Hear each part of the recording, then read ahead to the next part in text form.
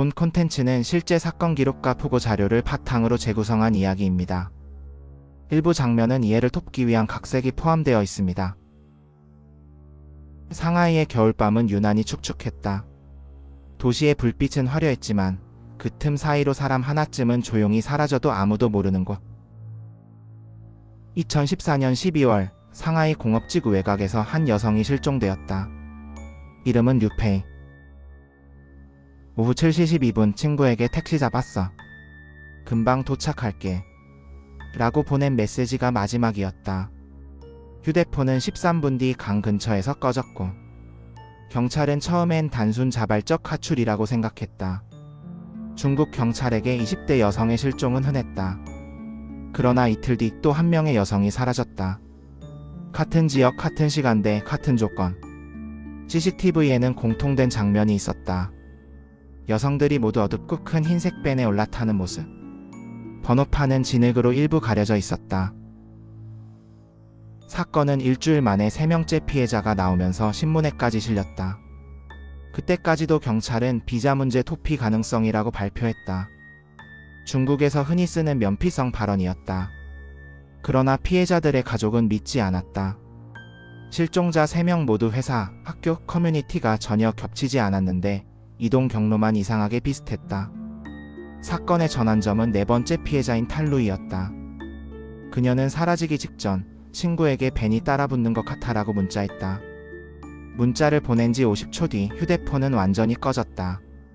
경찰은 마침내 사태가 심각함을 인정하고 도시 곳곳에 교차로 CCTV를 수집해 분석했다. 그런데 벤은 놀랍도록 치밀하게 움직였다. 항상 음영구역 사각지대만 골라 다녔고 도로교통법 위반도 단 한 번도 없었다. 차량은 합법적이면서도 악마처럼 정교하게 운행되고 있었다. 한 달 뒤 사건은 충격적인 방향으로 흘러갔다. 강 하류에서 어떤 푸드 관리인이 신고를 했는데 겨울 새벽 물가에서 이상한 나무 상자 2개가 떠내려왔다며 경찰이 열어보자 그 안에는 여성의 신체 일부가 담겨 있었다.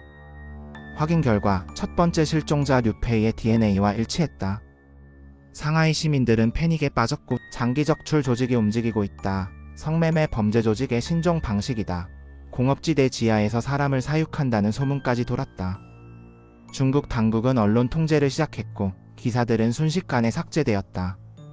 그러던 중 한 경찰관이 내부 보고서에 조용히 적어둔 문장이 있었다. 피해자들의 공통점은 없다.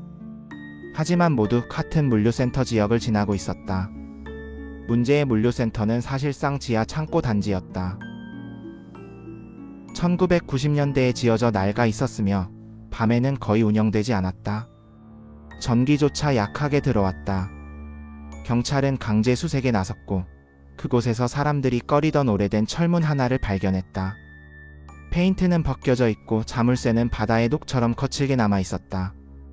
문을 열자 습한 공기, 곰팡이 냄새, 희미한 부유물, 그리고 바닥에 끌린 흔적이 있었다. 벽에는 CCTV도 없고 사람의 발자국만 어지럽게 남아 있었다. 그리고 창고 한쪽 구석에서 여성의 소지품 더미가 발견됐다. 핸드백, 옷, 이어폰, 그리고 찢어진 신분증 조각들.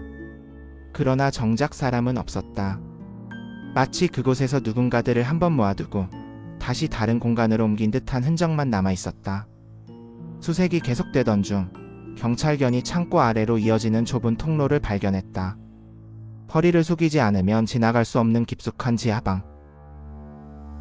그곳은 원래 배수시설로 쓰던 구역이었지만 누군가가 철제 우리를 설치해 비밀 공간을 만들어두고 있었다. 그 안에서 경찰은 실종자 중 2명을 발견했다. 살아있는 상태로. 그러나 이미 중증의 탈수 상태였고 정신은 거의 붕괴되어 있었다. 그들은 모두 같은 말을 반복했다고 한다. 흰색 밴. 그리고 그 안에 있던 목소리. 절대 소리 내지 말라고.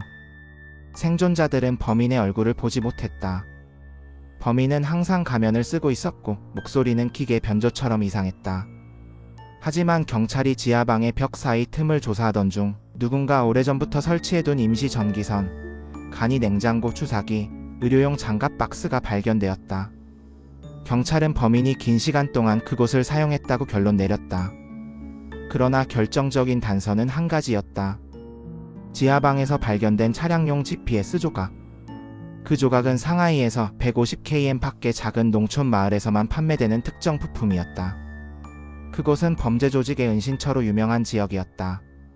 그러나 경찰이 닿기도 전에 문제의 마을은 누군가에 의해 태워지고 있었다. 창고, 사무실, 숙소로 보이는 건물들이 동시에 불타고 있었다. 증거는 모두 사라졌다. 사람들의 신원도 증발하듯 사라졌다. 단 한 명의 사체도 발견되지 않았다. 범인은 또는 범인 조직은 흔적을 남기지 않고 사라졌다. 상하이 실종 연쇄 사건은 결국 미제로 남았다. 살아 돌아온 2명은 몇 달간 정신병원 치료를 받았지만 끝내 범인의 얼굴을 떠올리지 못했다. 다만 한 생존자가 마지막으로 남긴 말이 있었다. 그 사람 벤에서 내릴 때 내 귀에 대고 속삭였어요. 너희는 선택된 거야. 그리고 뒤에서 또 다른 목소리가 들렸어요. 다음은 곧 온다. 당국은 사건과 관련된 자료를 대부분 봉인했다. 언론도 보도하지 않았고 공식 발표도 없었다. 하지만 상하이 사람들은 지금도 이야기한다. 그 겨울 이후로 그 지역에서 흰색 밴은 절대 보이지 않는다고. 너무 눈에 띄기 때문이 아니라 누군가가 더 효율적인 방법을 이미 찾았을 테니까.